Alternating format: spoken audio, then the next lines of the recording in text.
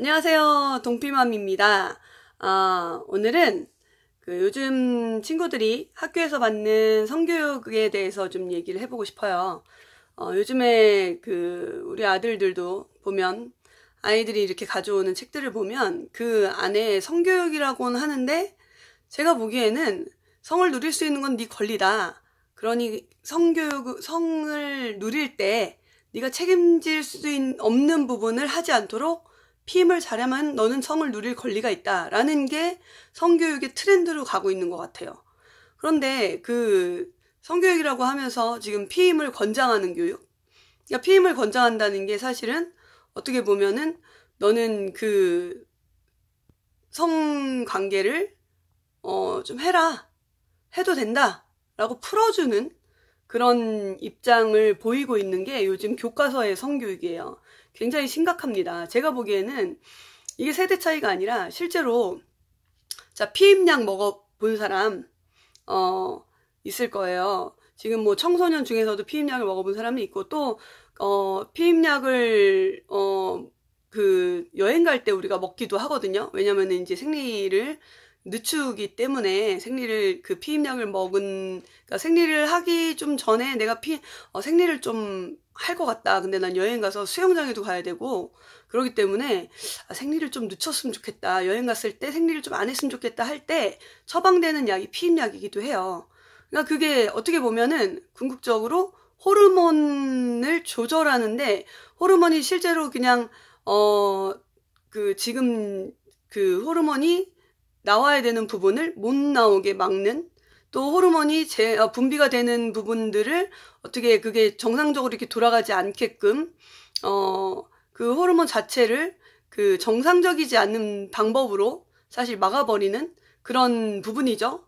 그러면 제가 피임약을 사실 먹어보긴 했거든요. 왜냐면 저는 아이를 안 낳기 위해서 피임약을 먹은 게 아니라 여행 부분 때문에 사실 약국에서 처방을 바라니까 저도 그런 얘기를 얼핏 들은 게 있어서 여행을 가야 되는데 생리할 때가 됐는데 수영장에 가야 된다. 그러니까 이거를 어떻게 좀 단돌이 할 방법이 없을까요?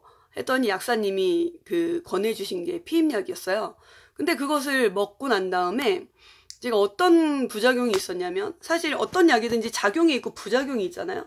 근데 제가 느꼈던 건 뭐냐면은 일단 생리 날짜가 저는 굉장히 정확한 편이었는데 28일, 27일 주기로 항상 생리를 했었는데 그 주기가 완전히 틀어지더라고요. 그 달에. 그리고 그 달뿐만이 아니라 그 다음 달도 한 3개월 정도가 좀 틀어진 주기로 나오고 또 생리의 양도 굉장히 불규칙하게 그렇게 나오더라고요. 그런데 실제로 피임을 오래 했던 부부가 있었어요.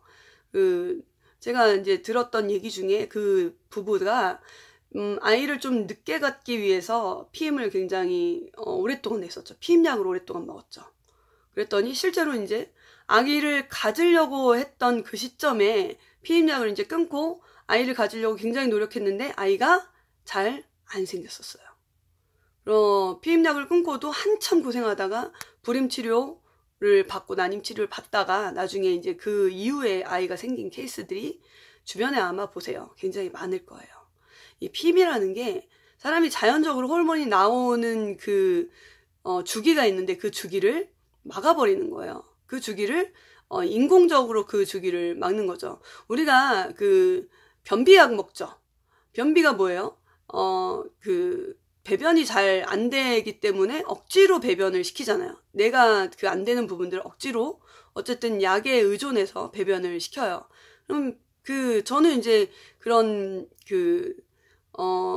변비약을 먹었을 때 처녀 때 좀 먹어봤었는데 근데 그때 먹었을 때 저는 그런 걸 느꼈어요. 좀 배변이 안 된다고 해서 그 변비약을 먹었더니 그 다음부터 배변이 더 원활하지가 않은 거예요. 제 장이 자연적으로 이렇게 내가 어떻게 차라리 유산균이나 아니면은 과일이나 이런 것들을 많이 먹어서 제 장이 원활하게 돌아갈 수 있도록 도와주는 게 아니라 억지로 짜내어서 배변을 시키는 게 변비약이에요. 그러니까 그런 인공적인 약들을 먹게 되면 사실 좋을 게 하나도 없어요. 그리고 저는 얼마 전에 보건소에서 정말 충격적인 포스터를 봤습니다. 이게 뭐냐면, 보건소에 가보세요. 거기 가보면, 저는 이제 임상병리실 앞에 이렇게 앉아 있었는데, 피 뽑는데, 그 앞에 이렇게 앉아 있었는데, 거기 앞에 포스터가 있는 거예요. 그래서 봤더니, HIV 감염인에 대한 부분이 나오더라고요. HIV, 우리가 다시 말하게 되면 에이즈입니다. 근데 그 에이즈 환자들에 대해서 이야기를 하는데, 에이즈란 콘돔만 잘 사용하면 막아질 수 있는 거다. 이렇게 나와요. 근데 실례로 제 친구가 피임의 일부분으로 콘돔을 계속 사용했었습니다. 근데 콘돔을 사용하다가 나중에 아이가 생겼을까요? 안 생겼을까요? 금방 생겼어요. 그러면 콘돔을 잘 사용하면은 HIV가 다 막아질 수 있다. 맞는 말일까요? 성관계에서 그 부분이 콘돔으로 100% 막아질 수 있다고 말이 됩니까? 콘돔 사용하다가 아이를 갖는 경우들이 얼마나 많은데, 실제로 제 친구가 그랬었고요. 근데 이제 그거를 굉장히 위험한 질병인 에이즈라는 질병 앞에 보건소에 그런 포스터가 붙여 있다는 게 저는 정말 어이가 없었어요. 이런 그 피임약을 선전하는, 너가 권리로 성관계를 해도 된다. 하지만 피임을 해서 네가 책임질 수 없는 그런 아이를 갖는 부분, 네 인생이 꼬이게 되는 그 아이를 갖는 부분만 좀 조심해라. 이런 성교육은 정말, 이거는 말도 안 되는 성교육을 지금 교과서에서 하고 있는 거예요.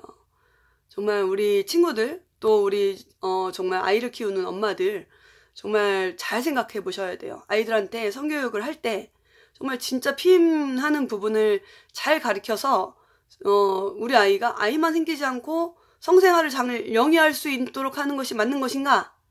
아니면은 성이란 얼마나 너에게 소중한 것이고, 또 성이라는 것이 정말 그 생명을 잉태하는 것이기 때문에 너가 정말 잘 보존하여서 너의 인생에서 정말 소중한 사람과 그 성에 관해서 같이 나누어서 너의 인생에서 정말 아름다운 인생으로, 또 정말 예쁘고 정말 소중한 가족을 만드는 그것으로 네 성을 잘 써야 된다라고 인도하는 그런 교육을 할 것인가, 정말 선택의 기로에 놓여 있습니다. 우리 지금 교과서에서는 그렇게 지금 성교육을 하고 있어요. 피임을 권장하는, 그리고 성생활을 즐겁게 영위해라. 너의 권리다. 라는 식으로 교과서에 그 성교육을 하고 있는데, 이 마당에 우리가 부모된 입장으로서 부모님들이 정말 성교육을 잘해야 됩니다. 아이들을 지켜야 돼요.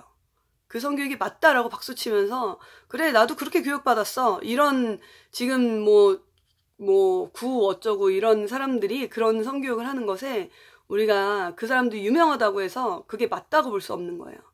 정말 올바른 선택을 하시는 여러분들 되기 원합니다.